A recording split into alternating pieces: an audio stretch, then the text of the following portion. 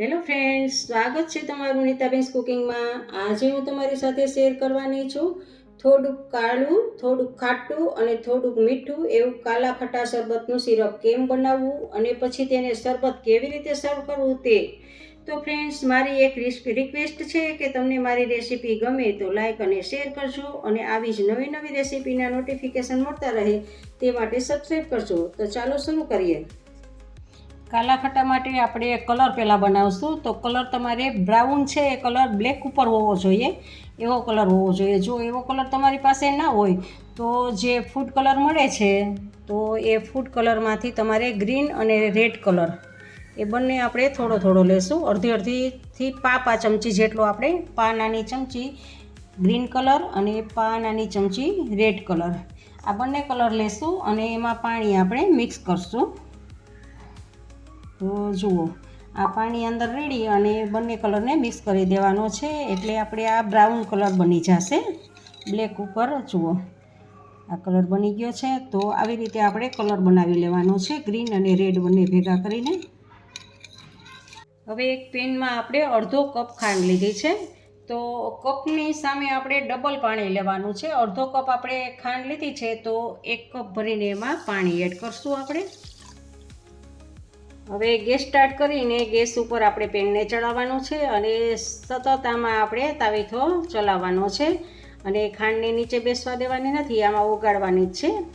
ને ખાંડ ઓગળી જાય અને જાડું થઈ જાય ને આપણે 1 તારની ચાસણી લેવાની છે।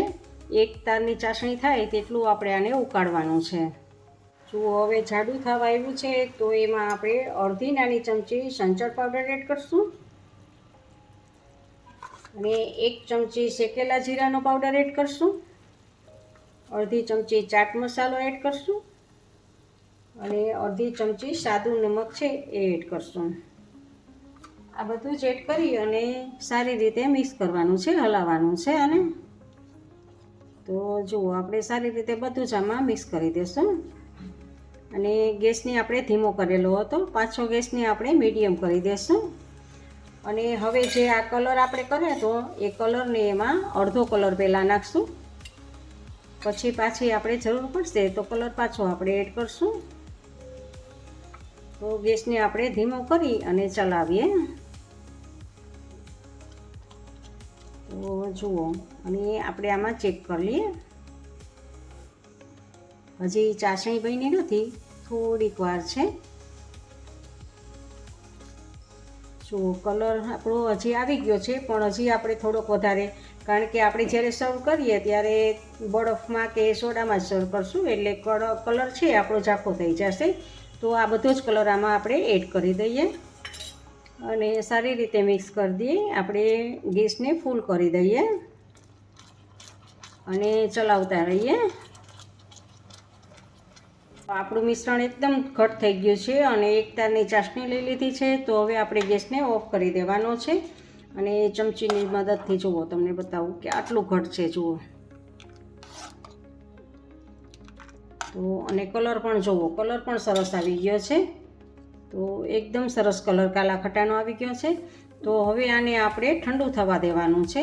થોડુંક ઠંડુ અને થોડુંક ગરમ થાય, ગરમ હોય ત્યારે આપણે આમાં લીંબુ એડ કરવાનું છે, એટલે હવે આપણે એને થોડુંક ઠંડુ થવા દઈએ। તો આપણું આ થોડુંક ઠંડુ અને થોડુંક ગરમ એવું છે, તો એમાં આપણે એક આ લીંબુ નીચોવશું।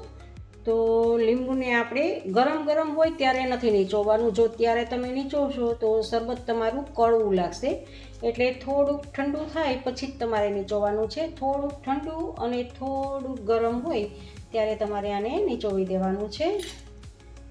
આ શરબત જુઓ, કાળું બનશે, મીઠું બનશે ને ખાટું બનશે, બધું જ આમાં ટેસ્ટ આવશે અને કલર પણ એકદમ કાળા જેવો બનશે।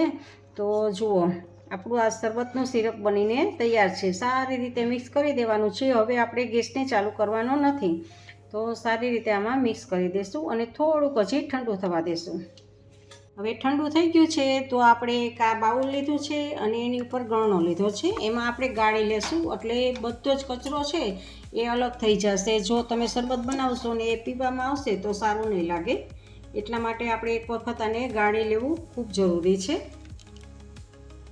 તો જુઓ, આ બધું જ આપણે કાઢી ગાળી લીધો છે અને નીચેથી પણ આપણે સરસ એકદમ સરસ આપણું જો સિરપ બનીને તૈયાર છે. જુઓ આટલું ઘાટું આપણું સિરપ બનશે અને કલર પણ જુઓ તમે, કોઈ પણ આમ જુઓ એકદમ સરસ આપણે કાલા ખટ્ટા બજારમાંથી લઈને એવું જ બનશે સરસ. સ્ટોર કરવા માટે આપણે આ એક બોટલ લીધી છે અને એ બોટલ ઉપર આપણે ગળણો રાખશું અને એમાં આપણે આ સિરપને એડ કરશું.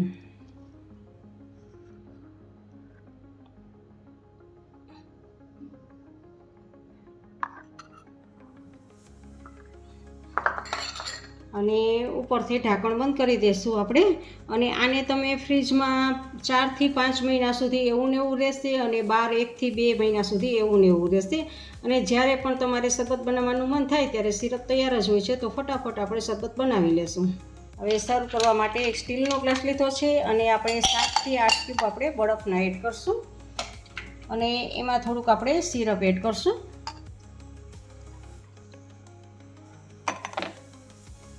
અને હવે આપણે એમાં પાણી એડ કરશું, ઠંડુ આપણે પાણી એડ કરશું અને એની ઉપર એક ગ્લાસને આમ ઊંધો ઢાંકી અને આવી રીતે આમ હલાવશું આપણે, એટલે સારી રીતે મિક્સ થઈ જશે. અને જુઓ, અને હવે ગ્લાસમાં આમાં એડ કરશું આપણે.